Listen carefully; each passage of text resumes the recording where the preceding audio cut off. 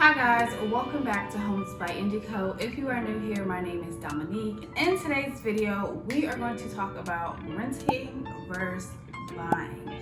What factors go along with each, as well as pros and cons for each. Now, before we get started, I want to give you the definition of equity. Equity is a term that you will hear a lot in real estate, but not only in real estate, investing and accounting as well. But since we are a real estate channel, I'm going to give you the definition of what equity is when it involves real estate. So, equity is the difference of worth and the amount owed on the property. So let's say, for instance, you buy a house worth $100,000 and now you only owe $20,000 left on your mortgage. That means you have $80,000 worth of equity. Now, here are some options you should consider if you are thinking about renting. Number one, how long do you plan on living in the area? If it's less than 2 years, you should rent. Number two, renting offers you flexibility and mobility. So if you know you're a person who can't stay longer than 6 months in one location, then yeah, renting is definitely the better option for you. It's probably easier to break a lease than it is to break your mortgage. Number three, having good credit, of course, right? So if you are a person who needs to establish credit or work on their credit, then maybe you should rent. I will always advise you getting your credit score as high as possible before you go out shopping for loans, because you just want to make sure you get the best terms and conditions, right? And good credit means better opportunities. Now, the pros of renting, of course, would be either minimum to no investment up front, right? You may have to just pay a deposit, but it's not going to be a down payment of 3 to 5% if you are buying a home. Also, a pro is there's no maintenance or yard work responsibility on your part, right? So if something breaks down, maybe your lock is not working, that is the landlord's job to fix for you.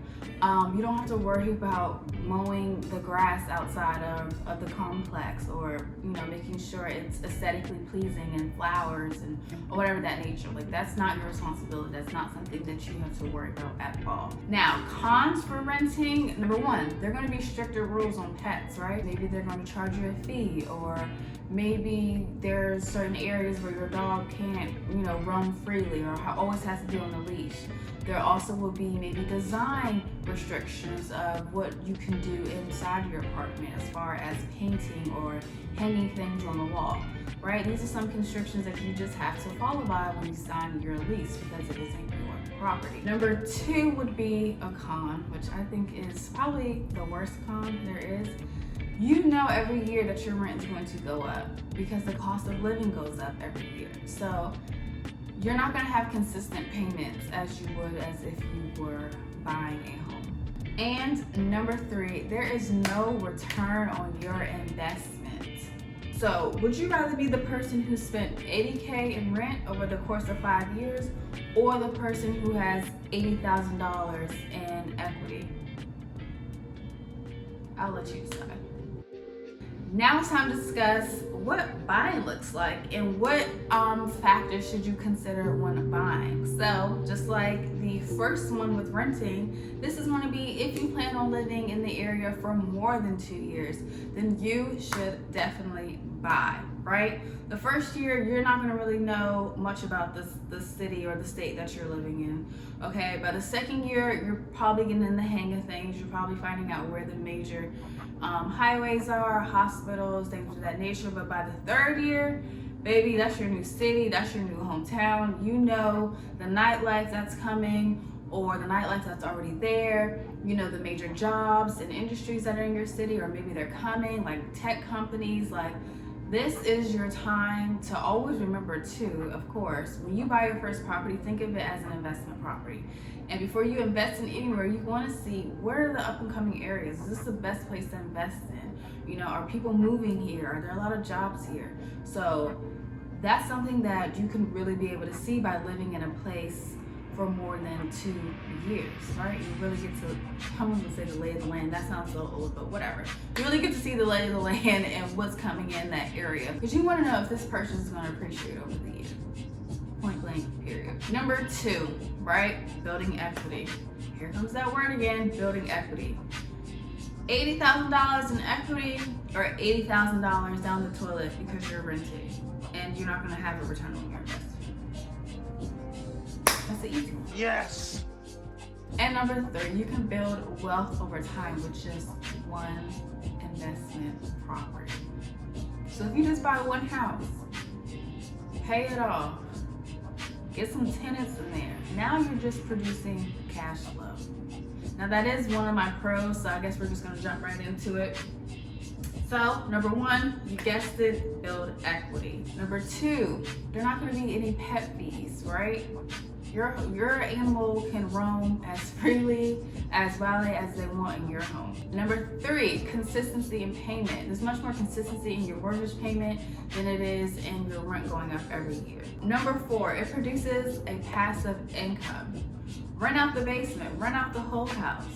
Do what you want to do because it's your house. Collect that money, right? But also save it aside for taxes and repairs. But the rest, once you cover that, it's just cash flow, and you can spend it however you want to spend it because it's your money. Number 5, homeowner benefits such as tax deductions. Now, I don't know too much about this subject. I'm not a tax attorney, so I would advise you to do your own research on tax deductions when it comes to buying your first home, but I do know that is a benefit from being a homeowner. Number 6, you get a sense of pride of just being a homeowner, right? Knowing that you're building a positive impact on your community and that you are building generational wealth. That is what the American dream, right? You want to own something, and not only do you want to own it, you want to be able to pass it down to the next generation. Build a legacy for yourself by buying one property. That is crazy. Now, the cons to buying a house, right? There's pros and cons to everything, anyone, any situation. So cons would be, of course, there is a larger initial down payment, right? Because you're buying a house. It's not like you're buying a room within a building, which you're renting, right? Yeah, that room may have a kitchen and another room for a bedroom, but you're basically just buying a room. Rather than you're buying a whole house, right? That's gonna cost more money to put down to secure your purchase, right? Number 2, upkeep and maintenance is purely your responsibility.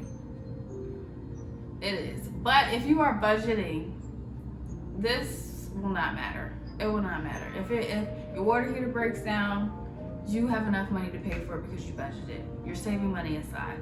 If washer and dryer breaks down, you can get it fixed because you're already budgeting. So don't sweat the small stuff. Would you rather pay for a washer and dryer or pay for a room in a building that's just going to continue to go up and you have no return on your investment? I'll wait. And lastly, number 3, yard maintenance will also be your responsibility. Now, some neighborhoods will charge you a HOA fee, right? And in that HOA fee, that includes your garbage and your landscaping of the community. My neighborhood, it used to be you mow your own lawn, right? You plant your own flowers.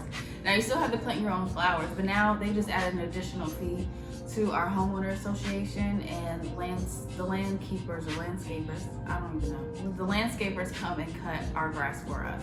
So that's one less hassle you have to worry about. That is it. So if you don't know whether you should rent or buy, rewatch this video again, send it to a friend, a family member, and make your decision. At the end of the day, no one knows your financial situation as best as you. I hope you found this video very helpful. Please don't forget to like, share, and subscribe, and I will see you guys next Thursday. Bye.